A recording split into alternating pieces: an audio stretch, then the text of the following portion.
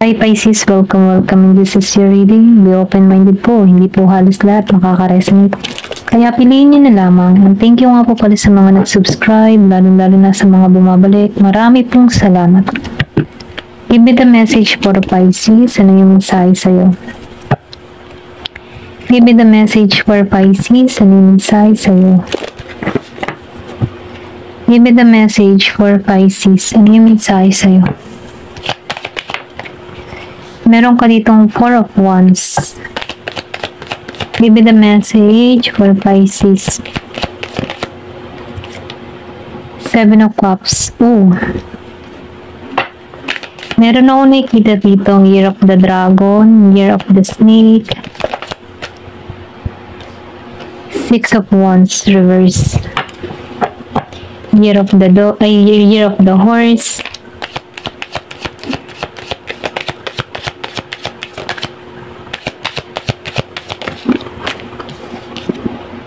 meron din Chariot, Queen of Sword reverse. Excuse me po.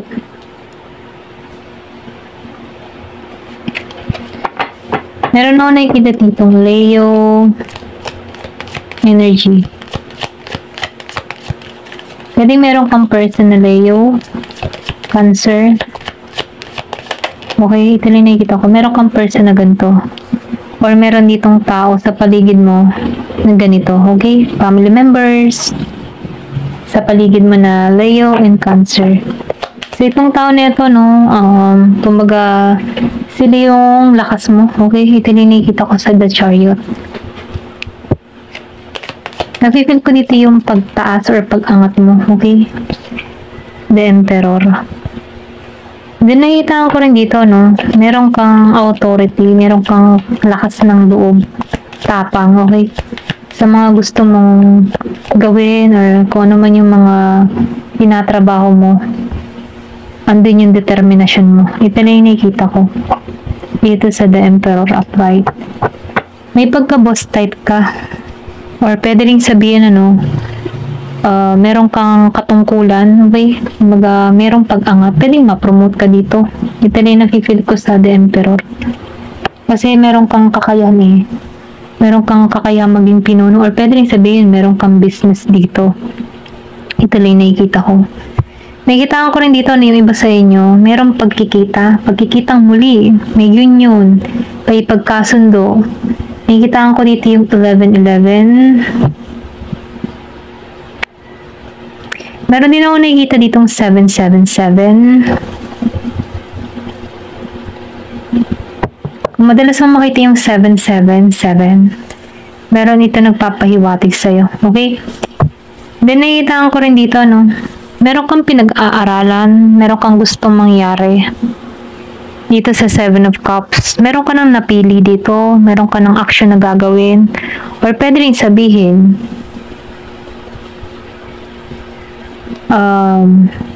meron ka nang na-receive, okay? Meron ka nang gustong mangyari dito sa 7 of Cups. Kumbaga, yung mga tipo na, once na may ginusto ka, gusto ko to, okay? Makakamit ko to. Ganun yung energy mo dito sa 7 of Cups. Kumbaga, nakapokus ka sa gusto mong mangyari dito. Kaya lang dito, ano, sa 6 of Wands, yung iba sa inyo, kung ano man yung mga tinatrabaho mo at hindi pa nakikilala, huwag ka mawawalan ng pag-asa, ha?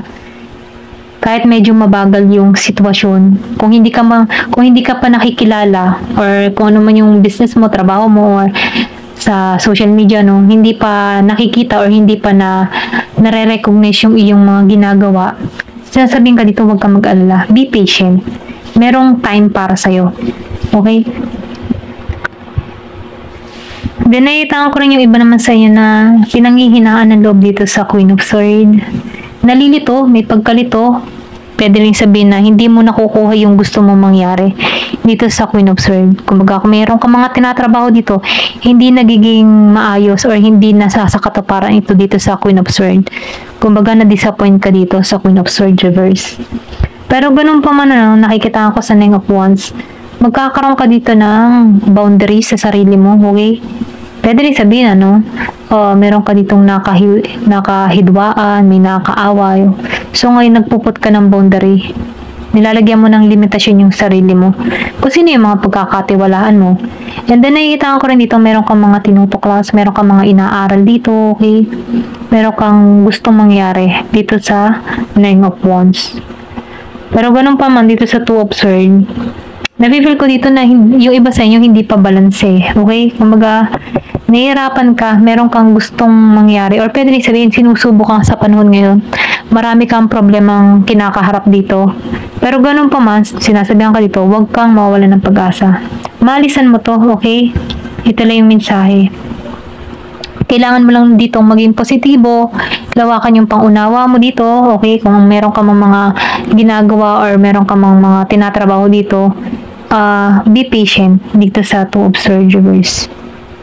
Kasi meron kang kakayahan Kumbaga, meron kang kakayahan may talino ka Kaya, sundin mo yung instinct mo, sundin mo yung kutob mo dito. Ito lang yung mensahe. Then, nakikita ko rin naman yung iba, magiging masaya sa patungo sa kanya dito sa Four of Wands. Yung iba, hindi halos lahat. Kung nasa LDR situation ka, merong sorpresa, or pwede rin sabihin, mabigla ka dito sa tao na to. Magiging kang masaya dito. Nakikita ko rin dito, yung renewal, okay? Kumbaga, masaya lang. Parang victory ka dito, tagumpay. Give me the message. Pwede rin sabihin, meron kang bagong person or meron kang kausap online. Pero itong taon na ito, may balak tong makipagkita sa'yo dito sa Four of Wands. Give me the message. Ano pa yung mensahe? Diba? Six of Swords. May passport. Meron travel. Yung iba sa inyo, nafe-feel ko dito may travel or nagbabala ka. Or meron kang kausap dito, nagbabalak to for travel para makita ka dito sa Six of Swords. Kasi sa Four of Wands, gusto niya mag-union Gusto nitong pakasalan ka. Meron ditong ikakasal, okay? Magkakaroon ng selebrasyon. Masaya. Masaya lang.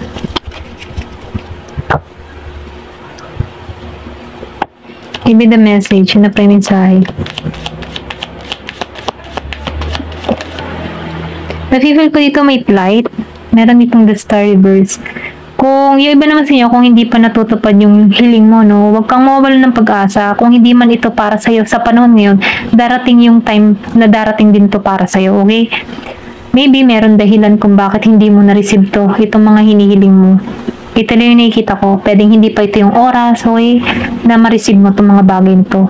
Kung meron ka mga wish or na-disappoint ka, or pwedeng sabihin na parang hindi mo nakuha. So, sinasabihan ka dito, huwag kang mawalan ng pag-asa. Hindi to para sa'yo.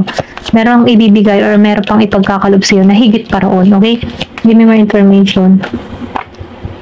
Five of Wands. So, nakikita ko rin dito, meron dito nag-away, may kaguluhan, argumento, or pwede rin sabihin na involved ka sa ganun. Kaya, hindi ka nagiging mapala dito sa The Star.